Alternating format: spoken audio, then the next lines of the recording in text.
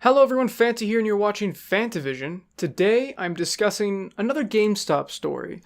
And this one isn't really like a problem with GameStop or anything like that. This is more of another description type video, kind of like the overflowing stock video and shipments video, stuff like that. So not a whole lot of, oh, they're evil because of this reason.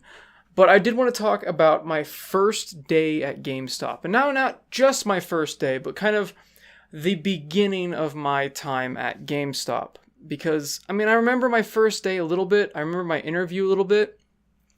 And I really remember the very beginnings. I don't remember maybe specifically the first day, but I remember what it was like to start. So let's go ahead and dive in and maybe it'll kind of refresh my memory over the course of the video. Real quick, I do want to tell you guys what I'm drinking today, and that is the Ballast Point Brewing Company Pineapple Sculpin. It's an IPA with natural pineapple flavor. This is a true man's beer right here. So, I'm sure just triggered a lot of people with that beer. Anyway, let's dive right in, and let's start with the interview process. Now, the interview process, they take you to the back room. That sounds wrong for some reason. They take you back to the tiny little back room that they have in GameStop. Now, some GameStops have a bigger back room. I'm going to sort of go into GameStop back rooms now for some reason. But the GameStop I worked at had a very small back room. Most mall locations also have very small back rooms. But I did work at a store that had like an insanely huge one. Like they had like 2 picnic tables back there. It was huge. It was the craziest back room I'd ever seen. They had like all the special edition stuff that other stores could carry because their back room was just massive. And anyway, that is really unrelated, but I just wanted to start talking about back rooms for some reason. That still sounds weird. Anyway, so they take you to this tiny little back room and they start asking you the usual questions like, why do you want to work here?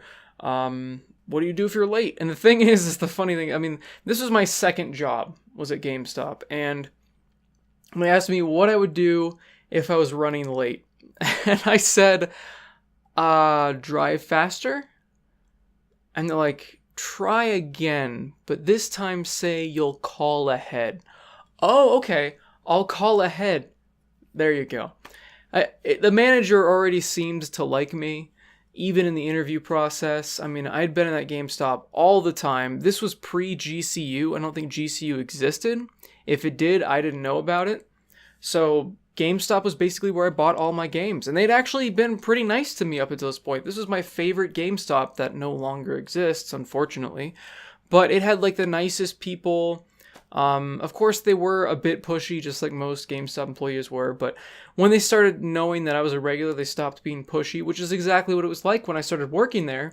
With regulars, even my managers would stop being as pushy, because unlike a lot of GameStops that I go to now, they'll actually remember your face. They'll remember who you are, and they'll know, hey, there's no reason to be pushy to this guy. He's not going to cave into this stuff, so we're not going to annoy him with all this kind of stuff, and we're just going to treat him like a person instead of a walking wallet.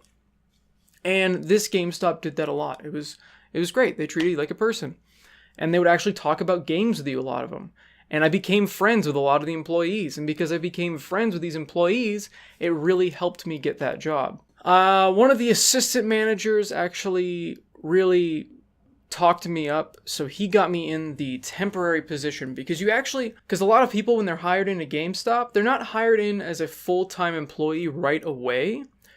You're usually picked up around seasonal time, because during the seasonal time, they hire a bunch of people, probably like 6 or 7 people, and a lot of these people aren't kept, and the ones that are, they get their job. And so I got the part-time position. And my first day, I remember I had to answer like this stupid quiz questions. It was like this dumb paper thing. It's just simple stuff. I don't think you have to do that anymore. I know orientation was all paper-based, but I believe when we hired people later on, it was all in that computer learning thing, with the points and Buck the Bunny. And whatever happened to Buck the Bunny? I saw like a YouTube video about that. It was weird. It was like Buck the Bunny actually started out as like some actor, and then he was like down on his luck and swearing a lot, and he was like this alcohol obsessed bunny, and then GameStop hired him as a mascot, and that was like his whole backstory. Like, even their mascot is like some disheveled mess. It's kind of reflective of their stores, isn't it? So, back to training. So training really consisted of questionnaires, like what would you do, matching, different rules that you need to know, and role-playing, not the sexy kind, where you pretend to be the cashier. They come up, you are supposed to mention the pre-orders, mention that they should get a pre-owned game instead, mention the card, mention reserves, and this process was really pretty pain-free. It wasn't that bad. Working at Walmart's first day was a lot worse, and I'll get into that with Eric. We'll do an episode on first days at Walmart. I know we've covered it a little bit about what we had to do and a little bit of the orientation, but we're going to go ahead and dive into that a little bit further because I don't think we talked about his first day and what it was like, or what my first day was really like, so we'll do that in a different video. So yeah, that really wasn't that bad of an onboarding process, and because I knew all the employees already, because I'd visited this GameStop so many times, I wasn't really nervous. It was not that bad. Now, there were some things I was not very good at, and it took me a long time to get used to, which was answering the damn phone. I don't know what it was, but for some reason, I was always so nervous to answer the phone, and I would always forget like what I was supposed to say. I don't know why I can't answer a frickin' phone, but I was just so nervous, and a lot of the assistant managers would either try to get me better at it, or they would just tease me by calling the store phone with their cell phone and then make me answer it. And of course, you had to do that really freaking long greeting every single time, and it kept changing, and at some points it even got longer. I mean, it was crazy how long you spoke before. Sometimes the customer's like, "You done? Like, is that the whole thing?" Now, they wouldn't say that. Actually, I think I had one person say that. But usually there was kind of like a long silence after I did the whole greeting, because they were just kind of stunned. They were just like, what did I call about? And some people did forget what they called about, because I just told them about 1,000 different deals that were going on and how they should trade in their games and what location it was and when the next midnight launch was coming, and just all of this stuff in a greeting. And the customers just kind of like bombarded with it all at once. And they're like, I think I was calling about a game of some sort. This is GameStop, right? Yeah, okay. So that took a while to get used to. And I'm trying to think of other first day things. I was a little bit nervous greeting people on the floor because I wasn't used to that. Now, I wasn't too nervous because I was used to approaching strangers by this point, because I've been a busboy at the Chinese restaurant. And I don't know, it was just a different thing because you're really trying to sell to people. Whereas when I was a busboy, I would just greet people and take drink orders and get refills and stuff like that. So it was different. And I don't remember the exact policy when I first started. I don't remember if we had to print out the sheets. I think that was a later on thing. But I believe you had to get them a flyer. I don't know, because they kept changing policies so much. It's so hard to remember what the original policies were when I first started working there. But yeah, it was an interesting experience. Most of it was good. I don't think I actually had any bad customers throughout most of my time as a seasonal employee. And at the end of the season, I think I was playing, what was it, like Halo 3 or something, and I got the call saying I did not get the job. And I was a little bit bummed, but I wasn't too upset. I'm trying to remember what my first thought was when I was told that I did not get the job. I think I still had the Chinese restaurant. Yeah, I still had the Chinese restaurant job. So I was like, well, okay, there goes my second job. I'll just stay at my first. And it wasn't a huge deal. Like, it kind of sucked. And I just was like, I told the people in the chat, well, I don't work at GameStop anymore. And I was a bit bummed out, but it wasn't that big of a deal. And I believe it was a month or two later that I got the call saying, "Hey, do you still want to work at GameStop?" And it was either a call, I think it was a call. Yeah, it was a call. I was still a regular at that GameStop. So I got the call and they're saying like, "Hey, do you still want to work at GameStop?" And I'm like, "Yeah, it wasn't bad, you know." Of course, I hadn't gotten the full-fledged taste of GameStop yet because I was just a seasonal guy. And when you're in seasonal, you get like 3 or 4 hours, sometimes 8 hours a week. Like you got nothing. It was like a little bit of a treat to work there. And I had become friends with a lot of people that worked there. So it was like, yeah, it's like hanging out with a friend. It was cool.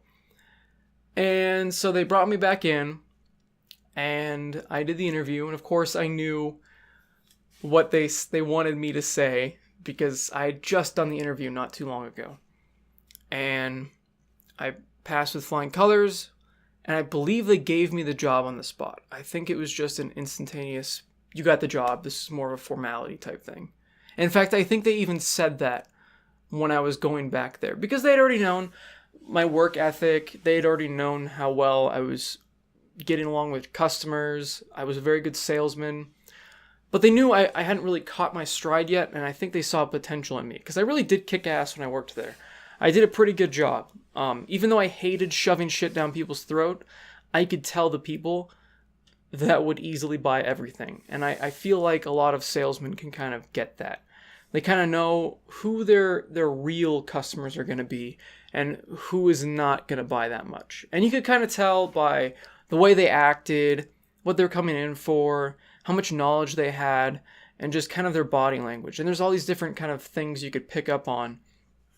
Like if they had a pro card, the cool thing with the pro card was that you could actually look at their history of all the stuff that they'd bought, different pre-orders.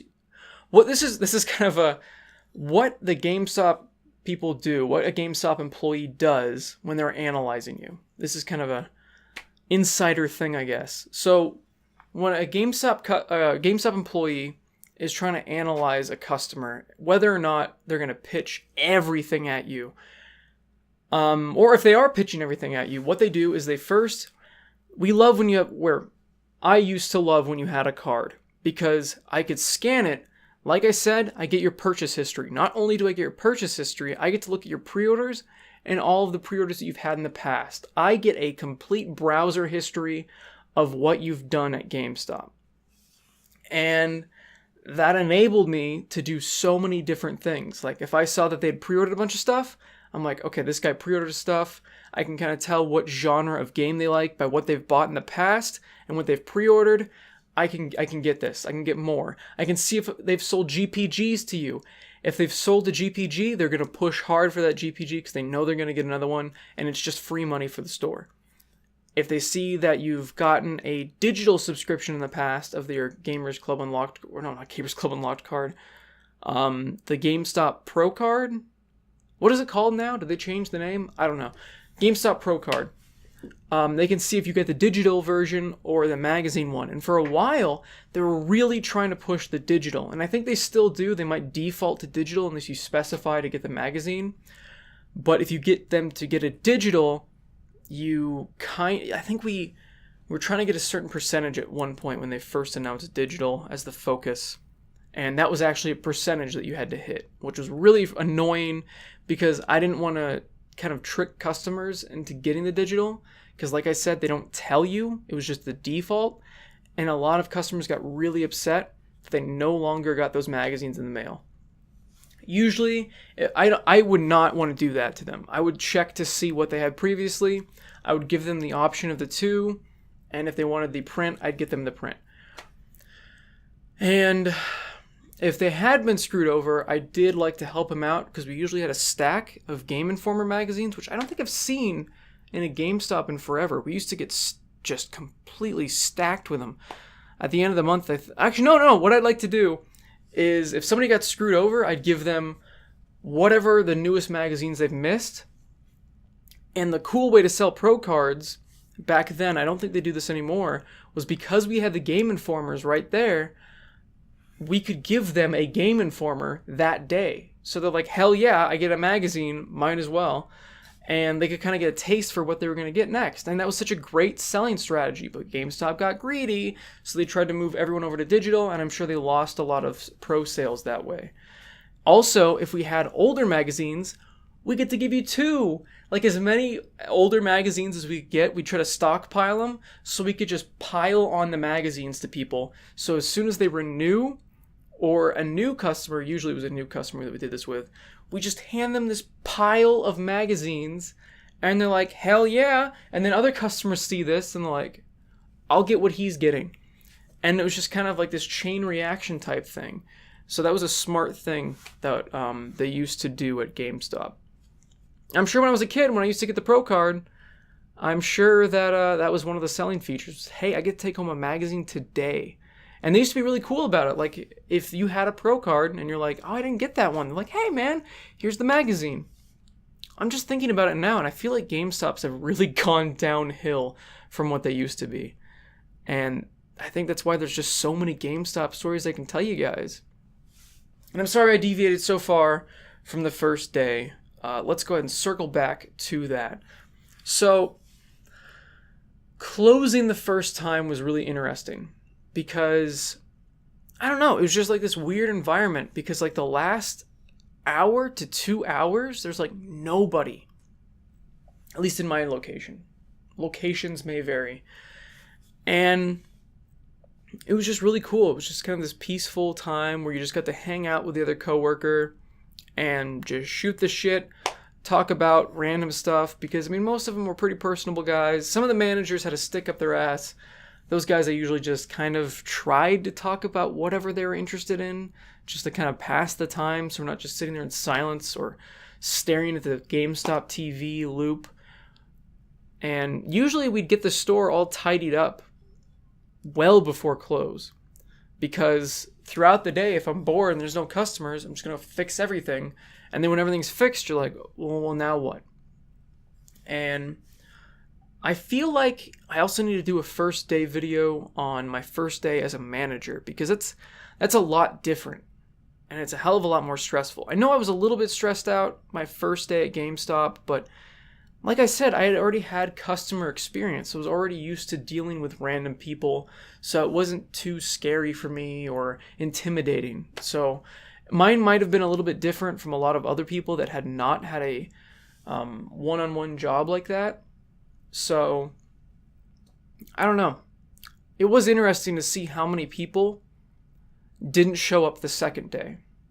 Who's just like, this isn't for me. I cannot handle sales goals and stuff like that. Or people that didn't say anything and just didn't show up over the season. So I would just started taking on more and more hours. And I think the thing is they really look for people that are just able to fill in at random times. And I was able to do that as a seasonal, because at the Chinese place, I only worked certain days. So they knew besides those nights, I could pretty much fill in whenever. And I think that flexibility really helped me out and get that job. What else? Because, yeah, when I started, there was no computer quiz thing to start. It was just all paper. And after that, there was like no paper stuff at all. Like, you just sign stuff, but that's about it. For all these new hires that I had. Yeah, they never did any of the paper stuff that we did. That's interesting. Maybe they did both. No, it was all digital. One thing that you really take in on your first day is just kind of being behind the counter. Because as a customer, a constant, loyal customer, until GCU and a bunch of other places came out with better deals, and till I woke up, it was just really interesting being behind that counter and just seeing how many games were in those shelves. I mean, you really marveled about it. And in the beginning, you kind of marvel at the fact that your job is to now talk about video games. And for a while, that was a really cool thing. It was cool to have a job that talked about video games. But I think just over time, it almost ruined my love of gaming. I almost stopped playing video games altogether, and it almost ruined video games. And that's just because it became a numbers game. It was way too focused on stats. It was way too focused on hitting those goals. Managers would come in with different management styles all the time. I mean, I had like 9 managers. It was ridiculous. I was there for almost 5 years, and I had like 9 different store managers. And they all had different management styles, like I said, different expectations. Some were more relaxed than others. And when the district manager changed and our store became his home store, especially because he didn't like our store manager, we paid the price for his dislike of that manager. So a job that started off as something that was kind of fun turned into a bit of a nightmare at some points. And I'll get into more of the good points in a separate video. Someone actually on Patreon, I don't know if you want me to say your name. I'll say your username, it's fine. Peach Kiwi, you said, say some nice things about Walmart and your time at GameStop. And I did say some nice things today. There was a lot of nice things I said about working at GameStop. And I feel like I'll go further into that in a future episode, and I'll do the same about Walmart. I'm really going to have to brainstorm with the Walmart one. But I'm sure we'll think of something. There's got to be something good. I know Eric's probably got a lot of good stories during his golden age of Walmart. So we'll bring him back on next week, and we'll discuss some good things about Walmart. And then the week after that, I'll cover the good things of GameStop or something like that. Or actually, we're doing the first day. Okay, so it's... You'll see what the topic is when it comes out. So anyway, thanks for watching, everyone. I hope you guys enjoyed this video today. If you did, go ahead and leave a like down below. If you didn't, there is a dislike button. Comment down below about your first day, if you worked at, anywhere really, just what your first day was like. And if you maybe saw some red flags. I don't remember if I saw too many red flags at the start of GameStop. I definitely did at Walmart. So that'll be an interesting kind of side to it. And, yeah, subscribe for more content. Hit that stupid ass bell, because I've heard a lot of people saying, I didn't see your video in the feed. Thanks, YouTube. So there's that dumbass bell. Hit that thing so you're notified whenever my videos go up. And as always, everyone, have a fantastic day. See you guys. Yeah, first days. I should do a first day video on the Chinese restaurant, because that was interesting. Even the interview was interesting. Everything about that job was weird. I think I need to do more videos on that place. More to come.